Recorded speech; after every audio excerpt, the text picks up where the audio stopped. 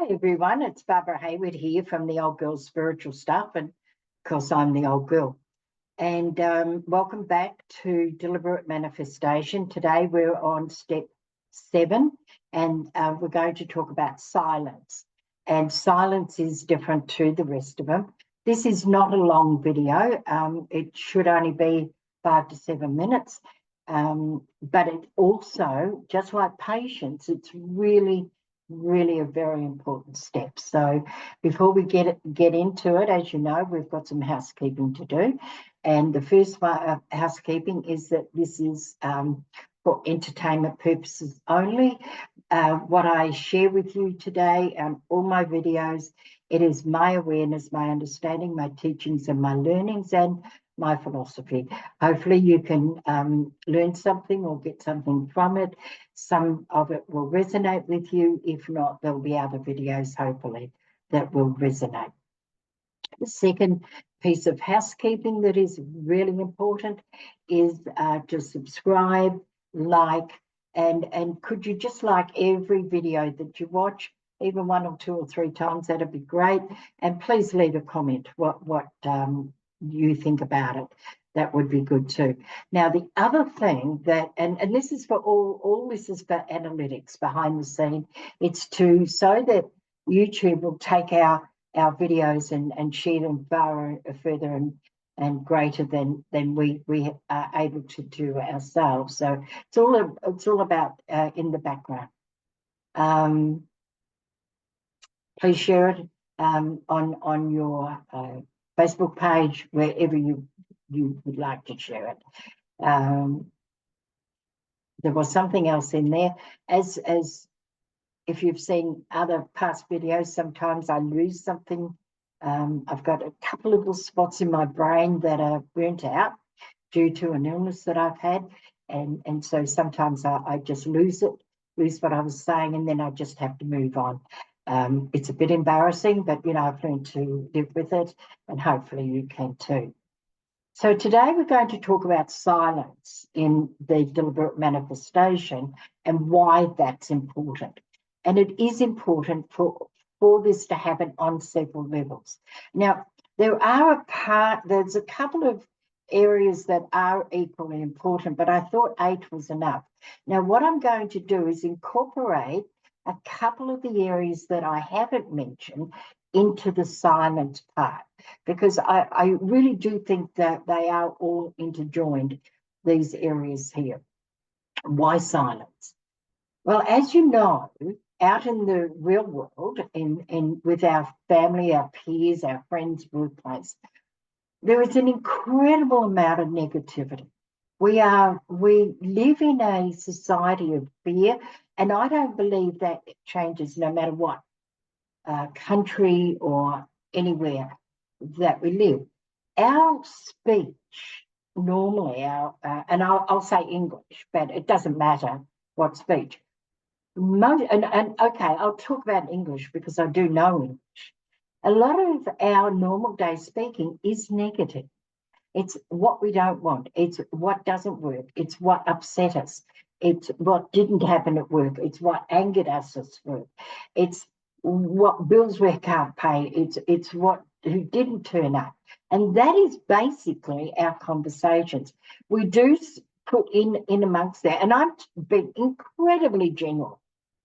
And in there, we are taught from a young person to achieve greater than our family, our parents, what have you. But and generally they're not too far.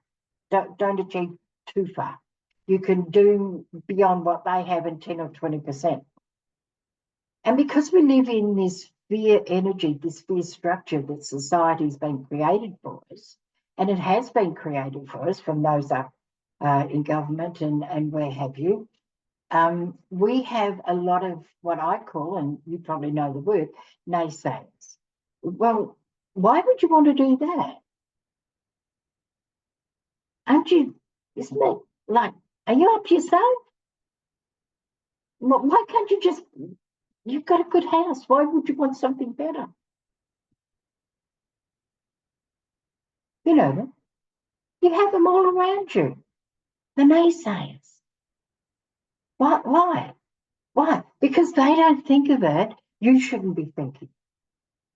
And the quickest way for us, me included, to lose the dream and the goal is to have people tell us why we shouldn't have it, why we don't deserve it, why can't we just be happy? We all know this.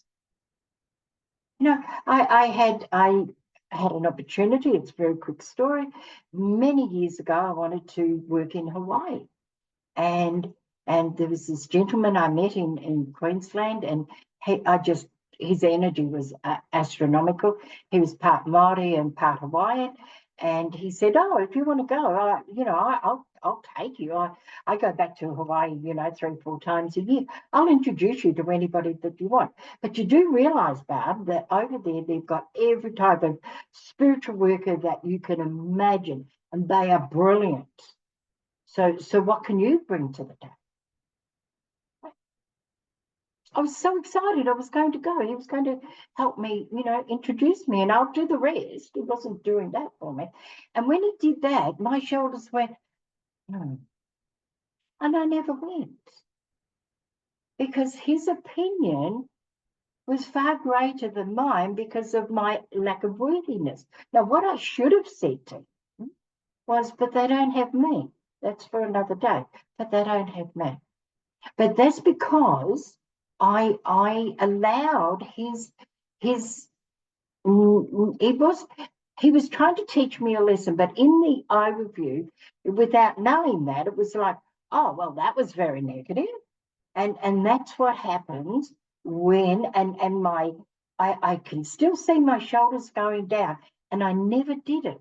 And this is why we keep silent, because I'm lucky. I have 2 friends, and I have a husband that I share all my big goals, dreams, and aspirations with. And never once has they said that I can't do it. They always want to know, how am I going to do it? What are you doing? How's it going? Can't wait to see it. Lovely. But I don't tell anybody else. And I have, quite a few people in my family, because I don't know who they are on any given day. People have bad days. And so they can come out with a statement that they don't mean. And we can be affected by that. And that can affect the whole process. And if we get enough of that, we let the whole process go. So we have to keep it silent. Like me, I've got 3 or 4 or 5 people in my life that I can share. But I am incredibly selective. And not only that, but I gauge who they are on those days. They're having a bad day. I'm not going to tell them about my big goals and my big dreams, because I know that they don't mean it. But any sort of negativity could deflate me in the beginning. Now, I'm a lot more powerful than that these days, and it's not going to affect me. No, I don't know about that, because I just don't give it a chance. I don't tell them. And so while you're in the throes of doing this, understand your vulnerability in other people's perception of what you're going for what you think you deserve. And you deserve it because you've thought about it. It would never have entered your mind if it wasn't possible. And I'm not talking about me being a ballerina at 71 years old, or me being an astronaut. That's just silly. We don't, the universe doesn't contemplate silliness. They contemplate possibles. And not only possibilities, but probabilities. And so that's part of the reason of keeping it silent.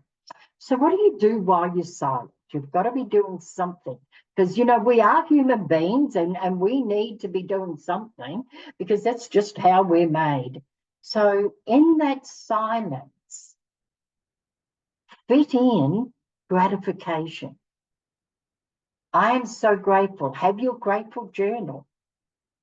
Write things down that you're grateful for that day. And when you notice the little things around you, I'm grateful for the signs that I'm being given. And recognize the signs. Signs can come in here too. I look for signs all over the place. That's one of the things that I'm really, really good at. And I've been looking for signs now for 35 years. So I do see them everywhere all the time. And so when you're grateful and you send out that beautiful love, grateful energy, you know the ones when you're sitting there and you go, oh, I just love my warm bed. And in New Zealand at the moment, it's winter and it's not as cold as it's going to get, but it is a little bit chilly or brisk in the mornings. And that's been grateful. I love my warm bed. Thank you, universe. I love my warm bed. That's a gratitude. Oh, thank you for that car spot. So that's the other thing. When I leave home, I ask for a car spot outside the building or very close to the building I'm going to. And when I get it, and 95% of the time I do, when I ask before I leave so that they can organise people to come, go, and there's one available, I'm grateful. So I say, thank you, universe. Thank you. So when you're grateful in your silence, you don't need to speak it out loud. I'm speaking it out loud today, but I don't speak it out loud very much at home. If I'm talking to somebody that understands me and works with me in this, they understand that that's what I do all the time. I am thanking the universe 10, 20 times a day for different things because I understand, but do it in silence. The universe will hear you. Don't you worry about that. Don't you? But silence is the way you need to go now.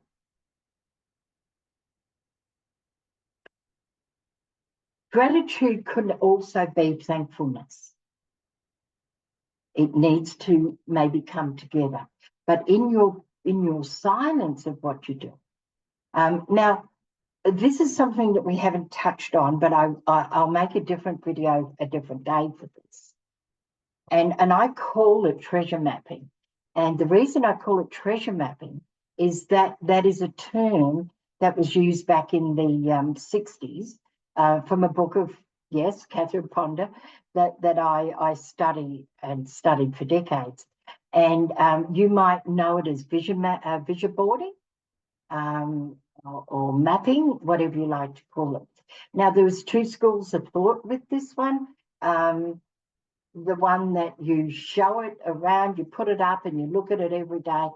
But the school of thought that I have is keeping it silent.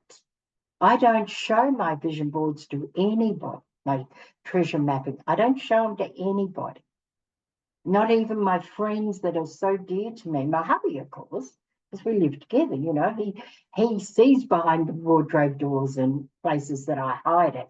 But that is silence. That's between he and I and the universe.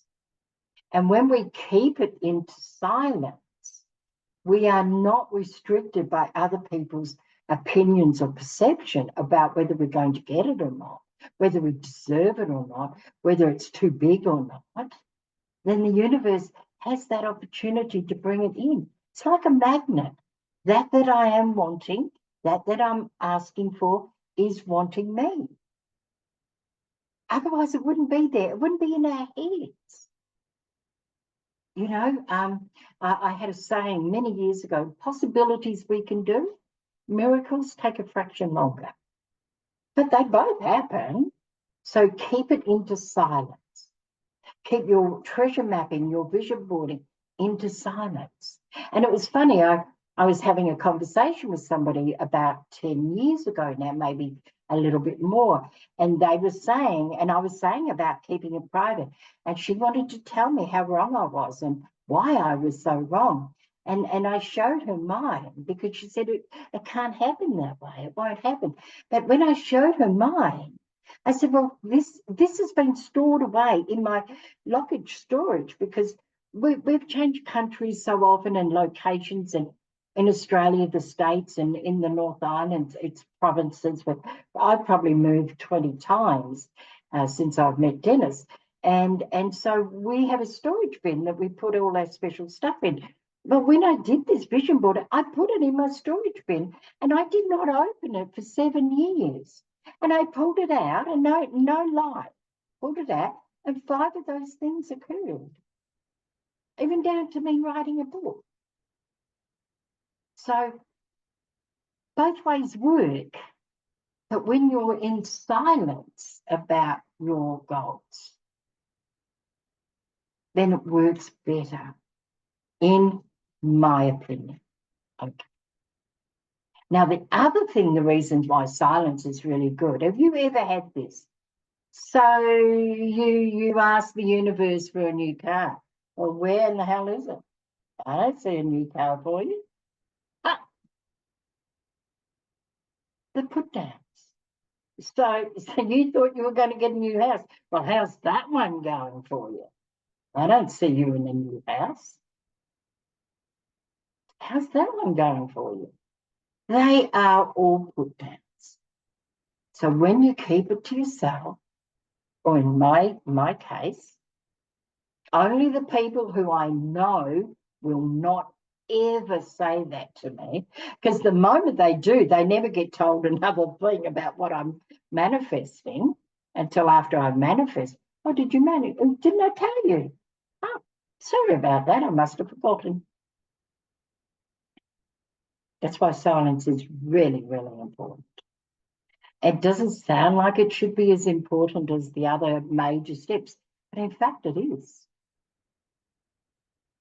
So until next time, and the next step is the last one of the series of 8 in the 8 steps, and can't wait to bring it to you. So until then, we'll catch you on the next video. Bye for now.